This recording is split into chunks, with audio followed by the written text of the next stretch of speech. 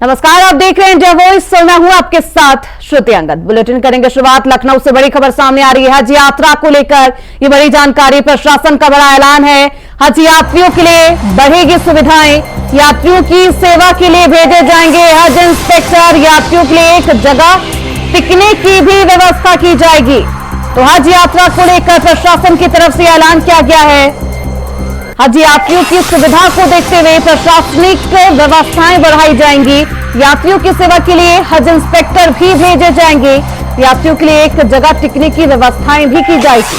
तो हज यात्रा की शुरुआत से पहले ही अब प्रशासन की तरफ से यह ऐलान किया गया है ताकि किसी भी तरीके की कोई भी खराब व्यवस्था, अप्रिय घटना उत्पन्न न हो। हज इंस्पेक्टर भी भेजे जाएंगे। तो प्रशासन का ये बड़ा ऐलान किया गया है। हज यात्रियों के लिए ये सुविधाएं बढ़ती हुई नजर आएगी। यात्रियों की सेवा के लिए हज इंस्पेक्टर भेजे जाएंगे।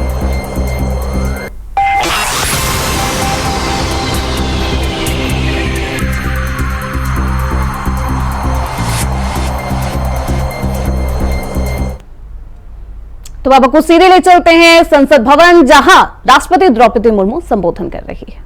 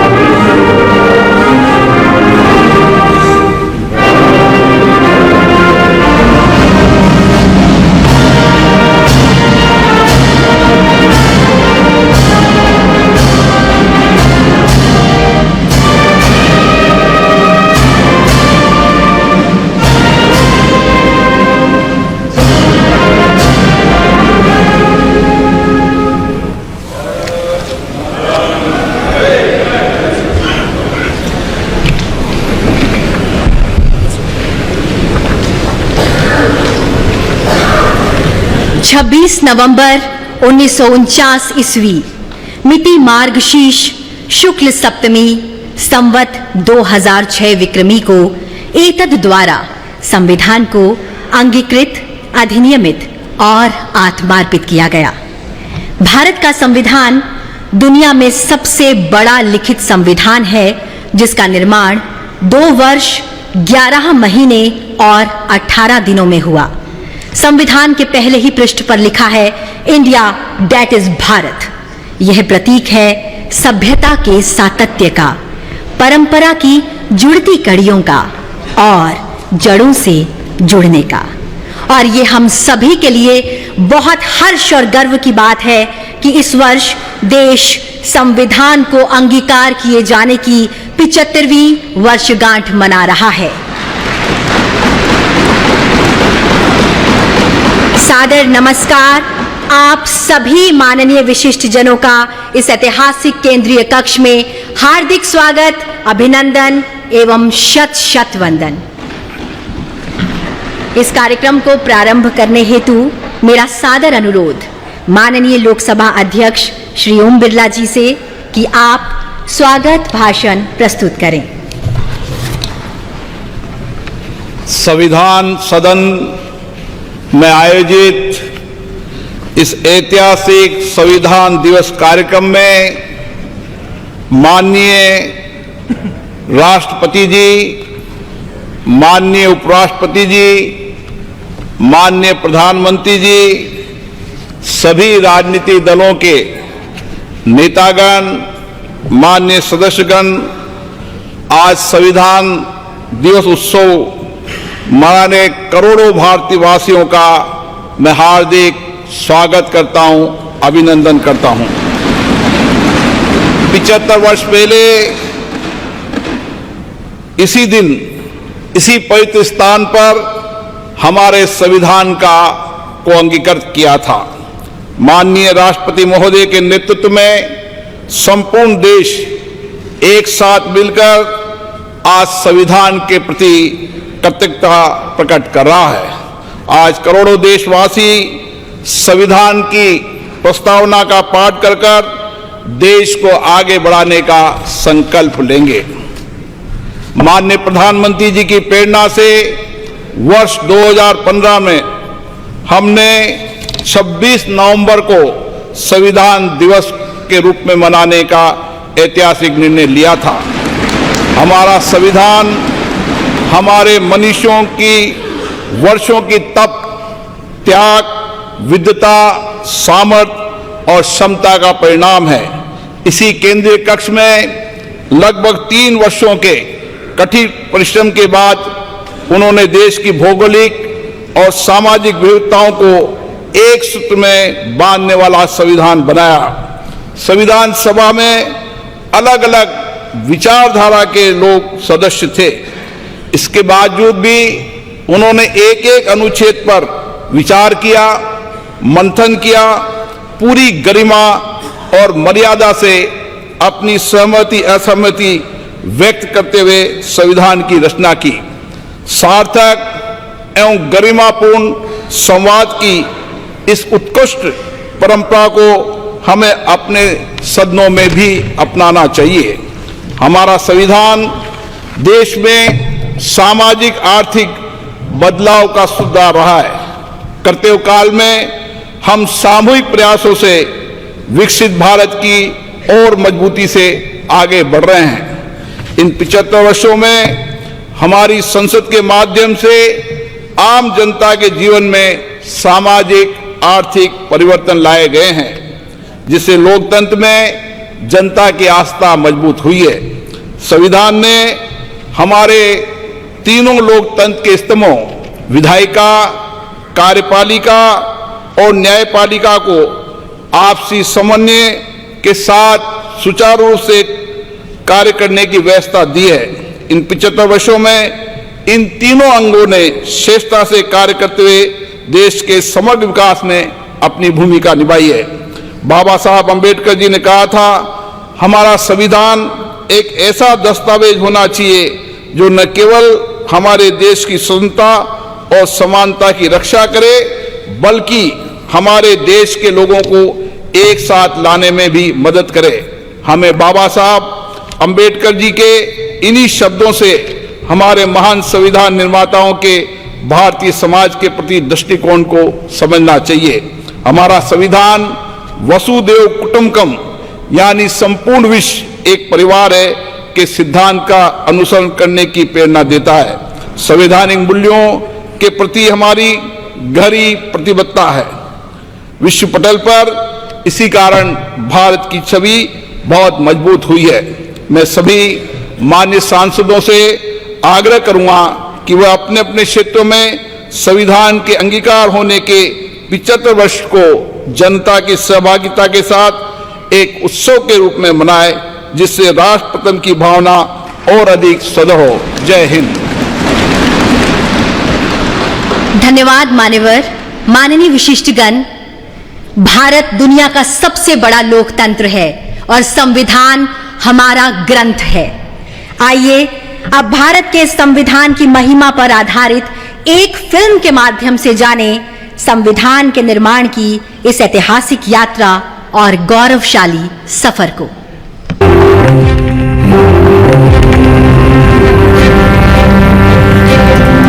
भारत दुनिया का सबसे बड़ा लोकतंत्र, मदर ऑफ डेमोक्रेसी। कई शताब्दियों की गुलामी के बाद जब देश नई शुरुआत के लिए खड़ा था, तो उसकी राह में पथ प्रदर्शक बना हमारा संविधान। डॉक्टर भीमराव अंबेडकर की अध्यक्षता में जब देश ने अपना संविधान तैयार किया, तो भारत के लोकतंत्र को मजबूत बनाने और सबके लिए बराबरी और अवसर सुनिश्चित करने का आधार बना भारत का संविधान। हमारे संविधान निर्माताओं ने 75 साल पहले यह सपना देखा और तय किया कि हम कहीं पर भी जन्मे हो, हमें समान अवसर और अधिकार मिलेंगे। हमारे अधिकार हो या कर्तव्य, देश का हर नागरिक समान है। 75 साल से व्यक्ति के स्वाभिमान और राष्ट्र की एकता की रक्षा करता आया है भारत का संविधान। आज भी हमारे लिए सबसे ऊपर और सबसे पवित्र ग्रंथ। हमारा संविधान अनुच्छेदों के संग्रह से बढ़कर हजारों वर्षों की सभ्यता और परंपराओं की आधुनिक अभिव्यक्ति भी है। स्वतंत्रता के समय जो भारत के लिए कहा जाता था कि ये देश टिक नहीं पाएगा, वह आज विश्व की 5वीं सबसे बड़ी अर्थव्यवस्था है और टॉप 3 इकोनॉमी में शामिल होने के लिए तेजी से बढ़ रहा है, तो उसका श्रेय संविधान के मूल्यों को जाता है।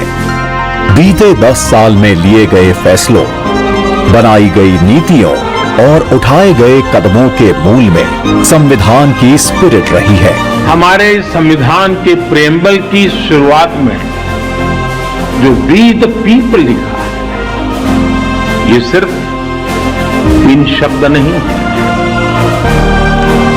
वी द पीपल एक आह्वान है, एक प्रतिज्ञा है, एक विश्वास है। आज के भारत का मंत्र सबका साथ, सबका विकास, सबका विश्वास, सबका प्रयास। ये संविधान की भावना का सबसे सशक्त प्रदर्शन है।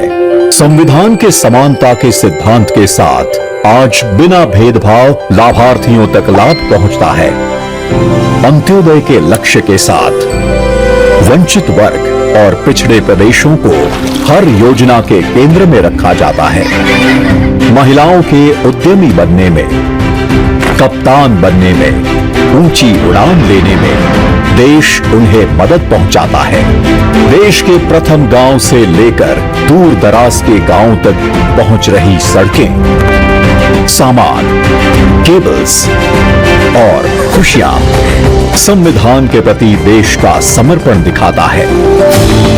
विश्व का सबसे लंबा लिखित संविधान उस भारत का है जिसकी सुंदरता सीना चौड़ा कर देती है, जहां विभिन्न विचारों की सारी धाराएं एक ही सागर में मिलती हैं। एक भारत श्रेष्ठ भारत की भावना के साथ आज पूरे भारत में एक संविधान है, जिसकी दिखाई दिशा पर चलकर हम बनाएंगे विकसित Bharat.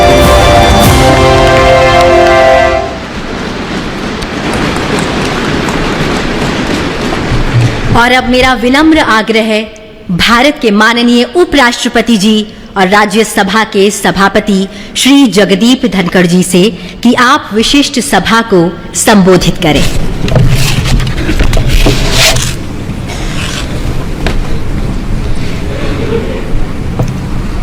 Honorable President, Honorable Prime Minister, Speaker Lok Sabha, Deputy Chairman Rajya Sabha, Leader of the House in Rajya Sabha, Leader of Opposition in Rajya Sabha, Leader of Opposition in Lok Sabha, Minister of Parliamentary Affairs, distinguished members of Parliament and fellow citizens. This momentous day marks a historic milestone as we celebrate 75 years since Bharat adopted its constitution, a remarkable achievement for the world's largest and most dynamic democracy. Our nation thrives with remarkable economic growth, robust infrastructure, widespread digital adoption, all getting international recognition and accolades. These achievements are vindication that our Constitution has effectively anchored Indian democracy. Honorable members, this is an occasion to reflect on our Constitution's core values and reaffirm our dedication to its guiding principles. This masterpiece is a tribute to the profound foresight and unwavering dedication of founding fathers of our Constitution, who for about 3 years shaped our nation's destiny, exemplifying decorum and dedication, navigating contentious and divisive issues with focus on consensus and understanding. Honorable members, in contemporaneous times, with decorum and discipline cliffhanging in parliamentary discourse, this day we need to resolve by reiterating pristine glory of our Constituent Assembly embellished functioning. Disturbance as a strategy threatens democratic institutions. Time to restore sanctity of our democratic temples through constructive dialogue, debate, and meaningful discussion to serve our people effectively. The Constitution's opening words, "We the people of India," carry deep meaning, establishing citizen as the ultimate authority, with Parliament serving as its voice. Preamble promises every citizen justice, liberty, equality, and fraternity. It is our North Star when it comes to fructifying people's aspirations and lighthouse in challenging and daunting situations. Honorable members, our Constitution assures fundamental rights and ordains fundamental duties. These define informed citizenship, reflecting Dr. Ambedkar's caution that internal conflicts more than external threat endanger democracy. Time for us to fully commit to our fundamental duties, protecting national sovereignty, fostering unity, prioritizing national interests, and safeguarding our environment. We must always put our nation first. We need to be on guard as never before. These commitments are crucial for achieving our vision of Viksit Bharat at 2047, a nation that exemplifies progress and inclusion. Honorable members, Nari Shakti Vandan Adhiniyam affords constitutional assurance to 1/3 women representation in Parliament and state legislatures, and showcases our constitutional adaptability to create a just and equitable society. This example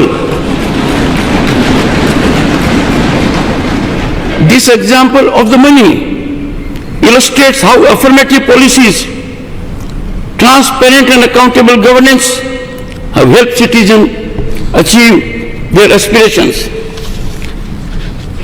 Honorable members, India's Constitution stands unique as the world's longest and only illustrated constitution, featuring artwork that depicts 5,000 years of our civilizational journey. Our Constitution ingeniously establishes democracy's 3 pillars: the legislature, the executive, and the judiciary, each with defined role. Democracy is best nurtured with its constitutional institutions being in sync, tandem, and togetherness, adhering to their jurisdictional area. In functioning of these organs of the state, domain exclusivity is quintessence to making optimal contributions in steering Bharat towards unprecedented heights of prosperity and equity. Honorable members, evolution of a structured interactive mechanism amongst those at the helm of these institutions would bring greater convergence in serving the nation.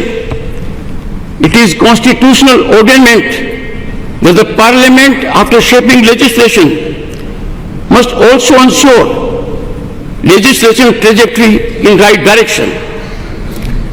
As guardians of democracy, we bear the sacred duty to honor our citizens' rights, aspirations, and ceaselessly pursue their dreams by making optimal contributions inspired by national welfare and public interest. It is for this that June 25 is now set to be celebrated every year, reminding us of the emergency, the darkest period when fundamental rights of citizens were suspended, people were detained without any reason, and civil rights were violated. Honorable members, all citizens, particularly members of Parliament, must amplify our nation's resonance on the world stage. May this honored chamber resonate with democratic wisdom, maintaining the bond between citizen and their elected representatives. As we commemorate the 75th anniversary, let us commit to building a more vital collective consciousness of our Constitution that binds us as people and promotes progressive nation building ideas while shielding us from the consequences of sectarian perspectives. Honorable members, I seek to refer in conclusion Dr. Ambedkar's reflection in his last address in the Constituent Assembly on November 25, 1949 in this hallowed theatre. I quote, "What perturbs me greatly is the fact that not only India has once before lost her independence, but she lost it by the infidelity and treachery of some of her own people. Will history repeat itself? It is this thought which fills me with anxiety. This anxiety is deepened by realization of the fact that in addition to our old enemies in the form of caste and creeds, we are going to have many political parties with diverse and opposing political creeds. Will Indians place the country above their creed, or will they place creed above the country?" Honorable members, Dr. Ambedkar further exhorts, I quote, "I do not know, but this much is certain, that if the parties place creed above country, our independence will be put in jeopardy a second time and probably be lost forever. This eventuality we must all resolutely guard against. We must be determined to defend our independence with the last drop of our blood." Unquote.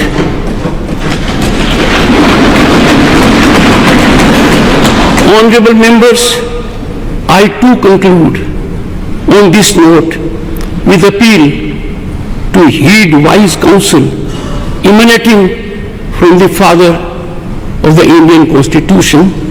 Jai Hind, Jai Bharat. बहुत बहुत धन्यवाद माननीय उपराष्ट्रपति जी। निश्चित रूप से आज का यह ऐतिहासिक दिन हमारे संविधान की महिमा और उसकी लोकतांत्रिक भावना का प्रतीक है। अब मेरा सादर अनुरोध माननीय राष्ट्रपति जी से कि इस शुभ अवसर पर आप एक विशेष स्मारक सिक्का इसका विमोचन करने की कृपा करें।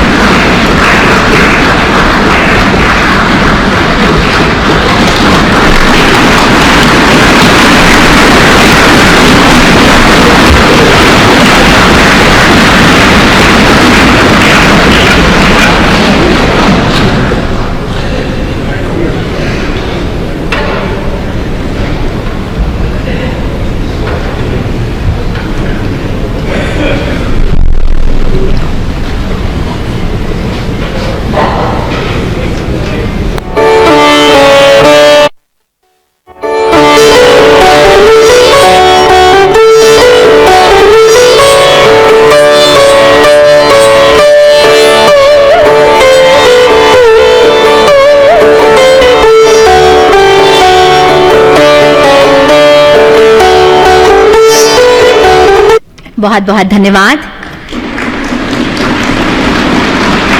अब मेरा आपसे पुनः अनुरोध कि हमारे संविधान की ऐतिहासिक यात्रा और उसकी गौरवशाली विरासत को चिरस्थायी करने के लिए आज एक विशेष डाक टिकट का विमोचन करने की कृपा करें।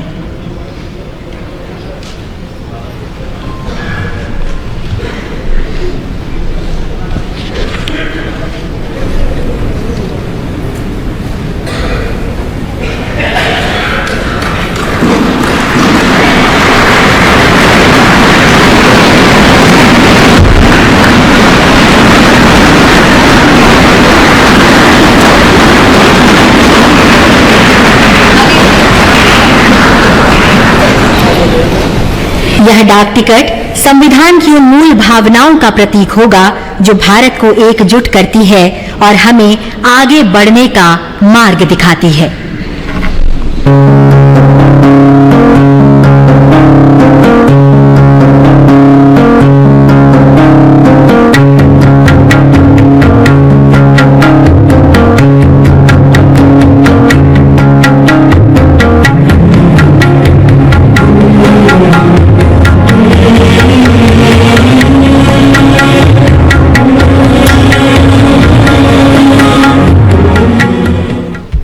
माननीय विशिष्टगण,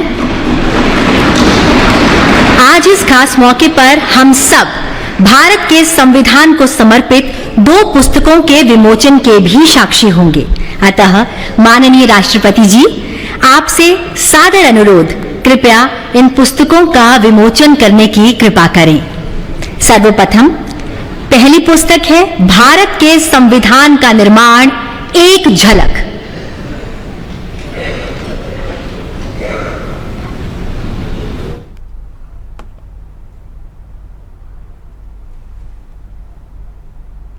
तो संविधान के 75 साल पूरे हो गए हैं। इसको लेकर संसद में कार्यक्रम आयोजन किया गया। इसी के साथ इस बुलेटिन में बस इतना ही। देखते रहिए इंडिया वॉइस।